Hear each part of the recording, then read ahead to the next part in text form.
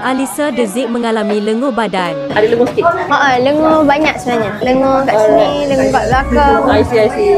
Kita akan riliskan muscle semua lah bagi lembut. Alright. Okay? Kita start dengan bahagian bahu Lenguh tak kat sini?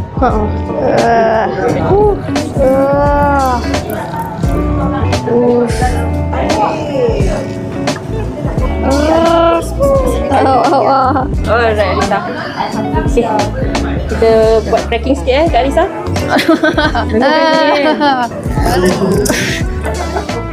Wah. Tarik nafas, tembus. Wah. Tarik nafas, tembus.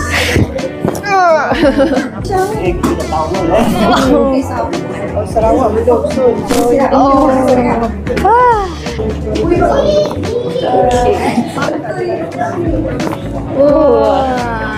Okay, Alisa.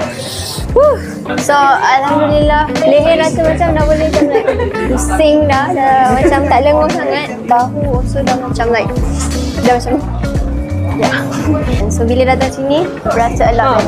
Lenguh badan